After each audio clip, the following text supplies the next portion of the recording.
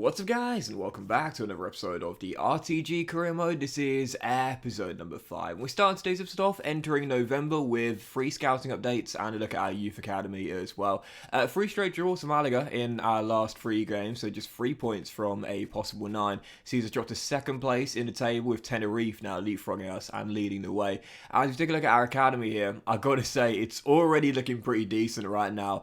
A couple of players might not make it, but as I mentioned in the last episode, our best prospect looks like this young centre-half, Simon Carmona. But ironically, he's also the lowest rated as well, which is really frustrating because, you know, admittedly, I would like to throw this guy into our first team because we don't have the best defensive record at the moment. 14 goals conceded in 13 games isn't that bad, but admittedly, you know, no clean sheets in our last 3. We haven't really been doing too well at keeping the ball out of the back of our own net.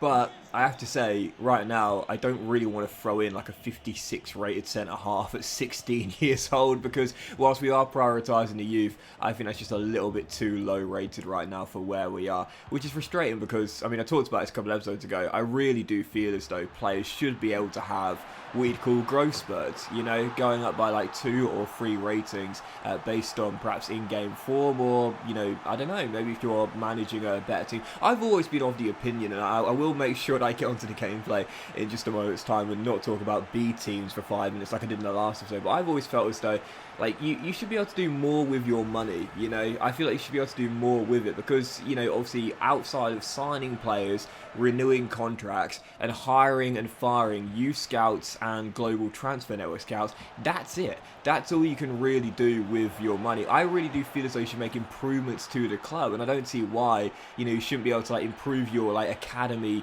services, for example, your academy facilities, your academy coaching. We're going way back here, but back in the very old days of FIFA, over a decade ago now, you used to be able to do that. Like, you used to be able to improve, like, your, you know, your coaching staff and stuff like that, which had an impact on your players' development. Why EA took that out of the game, I will never ever know. Anyway, heading into the first game of today's episode here, looking to get back to winning ways, and we would as well. Absolutely delighted with this. Yeah, we once again led the game, we once again fell behind. Typical Malaga, taking the lead and then surrendering it, but with 2 minutes to go, Alex Calvo, one of our young prospects in this Malaga team, pops up with his first goal of the season to give us the game winner. Love those late goal celebrations there, really needed that because, you know, it's true, our last 3 games, we've drawn them all heading into that one there, and we were leading them all at one point as well. So I was thinking, not again, not a 4 straight draw where we were leading and failed to close it out. Thankfully, Alex Calvo's first goal of the season there does give us the game winner, and we return it to winning ways. And for the following game, away from home, taking on SD Huesca in the northern region of Spain. They took the lead early on into this game at 3 minutes after the restart. Lago Jr. fires in our leveler. This guy is rapid, like absolutely rapid, and I know I've talked about this at length to start this season off already about how physicality and in particular pace is even more important in the lower divisions and at a lower standard of football in a FIFA career mode. But like this guy, he's got 87 pace, but I swear it feels like 99. I mean, you would have seen it already this season for quite a few of my goals, like the goals he scored or a couple of assists as well. When this guy gets going, I kid you not, it's like watching Usain Bolt run 100 meters. I mean, this guy is just unbelievably quick, and I've got to say, like, I think he's one of the quickest players I've ever used in FIFA. You know, there are certain players that, like, they feel either quicker or slower than their pace rating suggests. I remember Gareth Bale, to me, prime Gareth Bale always felt slow. Even though he's one of the quickest players in the game, he always felt slow to me. But Lago Jr., when this guy gets going, forget about it. You ain't going to catch him. He latched onto that through ball there and bagged us the leveler away against SD Huesca. So, following that, back home, back to South Spain, Estadio La Rosaleda, now taking on Levante, the side from Valencia. On the back of that draw, I was thinking, for goodness sake, honestly, man, we need to string some wins together. We need to get more consistent if we are to go up automatically this season. Well, I said before, we need to make the Estadio La Rosaleda a fortress. We've only lost here 1 time all season long. That is our only loss this season, to be fair, but we need to win consistently as well. I often talk about this. In a league season, consistency is king. In cup football, you know, not necessarily as much, but in league football, consistency is so important over the course of a long season, especially when you're playing over 40 games a season like we are with 42. So taking on Levante, we needed to return to winning ways in this game. We took 2 goals in the first half, 2 early goals to give us a 2-goal cushion, but oh man, 23 minutes after the restart, well, at the start of the episode I talked about putting Santi into our first team, possibly the youth prospect. Well, even though he's low rated, I'd still consider it at this point. My defense this season has been absolutely trash. What was that, honestly? Shocking goal to concede, and in stoppage time, what a massive save to keep us still leading by a goal.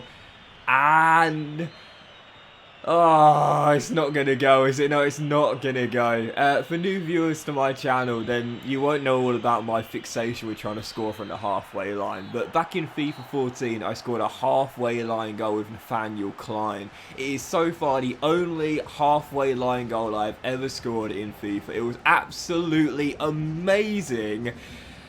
Unfortunately, I had a chance to do it there, and I absolutely bottled it. Yep, corner, whipped into the middle, headed away, and Lagos Jr. We might be rapid, but he didn't put enough pace on that ball when smacking it forward. Yeah, caught up in the end, and whilst we did get the win, I spurned a golden chance to score from the halfway line. Obviously, it wouldn't have been as good as my goal in Nathaniel Klein, because that was when the goalkeeper was caught out, as opposed to being up the other end of the pitch, but even so, gutted. I just couldn't get enough legs on that ball there, and in the end, it fell short. Regardless, we did return to winning ways, and that was the most important thing. But for our following game away from home, CD Lugo, I was thinking, okay, we haven't won consistently in well over a month now.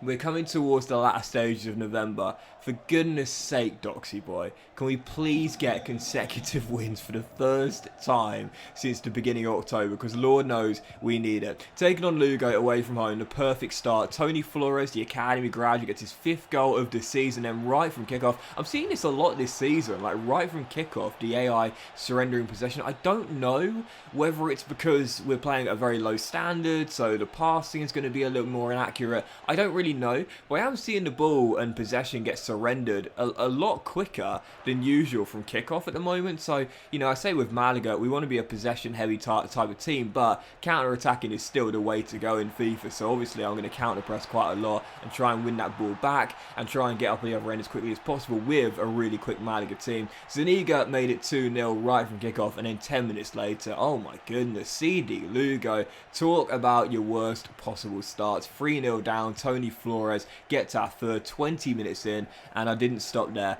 It's safe to say at this point I was just sick of failing to win consecutively, so I headed into this game feeling like I needed to dominate, which we did. 30 minutes in, we were 3-0 up, and then 35 minutes in, Lagos Jr. rolls it across, and Loren Zuniga, my star striker, bags his brace. 4-0 Malaga, 2 for Tony Flores, the academy graduate, and also 2 for Zuniga as well, also an academy graduate, just not what we'd call a youth player in FIFA, if you will. So 4-0 up at the break, and in the second half I just thought, just keep attacking, like just keep attacking. They are really poor defensively. We keep winning the ball back high in their own half as well, so just keep on attacking, keep on countering, we'll get another goal, and we did. El Akab off the bench gets another goal. He's had a great start to the season for me, the Moroccan who returned to CAM. He makes it 5-0 Malaga, and while CD Lugo would grab a consolation goal and ruin my clean sheet, it's all it proved to be. I love this celebration, I really do.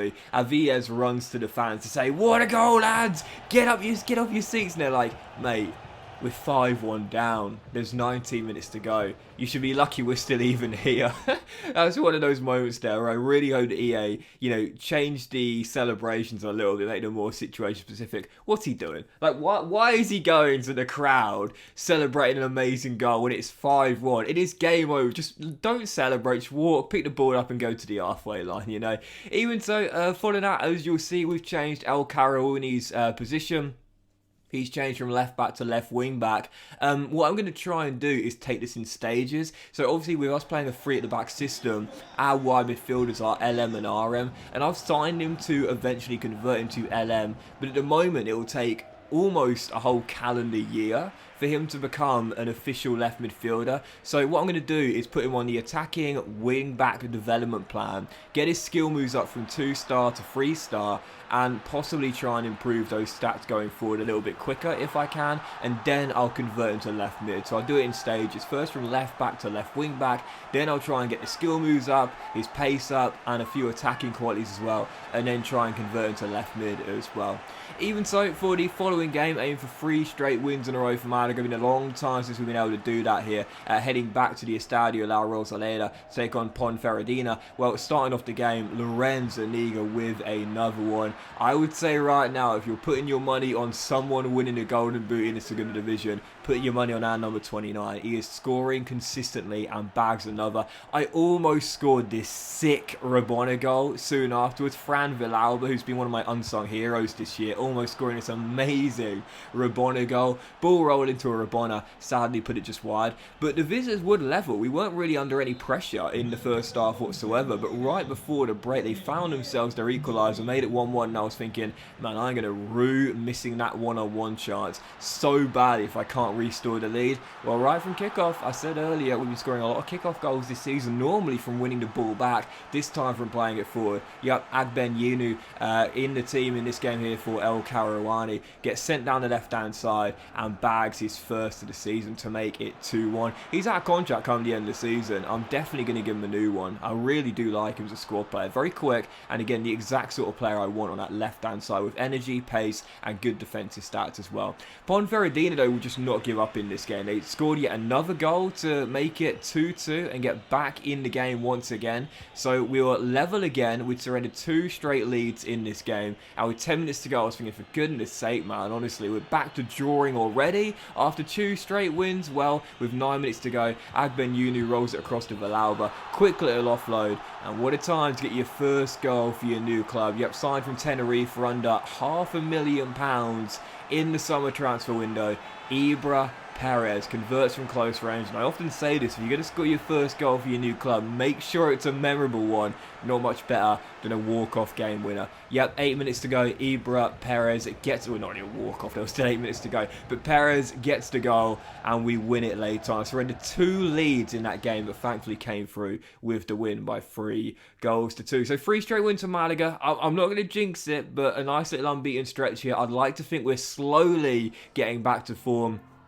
And after 9 points from 9 and an unbeaten month of November, Malaga are now back on top of the table by 4 points. Long way to go though, still 3 games for the halfway stage. I'm taking nothing for granted. But that will end today's episode of the RTG Career, guys. Big thank you for watching. Really hope you have enjoyed it. If you have, then please do drop a like. Much love to you all. Have a fantastic day, and I'll see you for the next episode of the RTG Career as we reach the halfway point of the season very soon.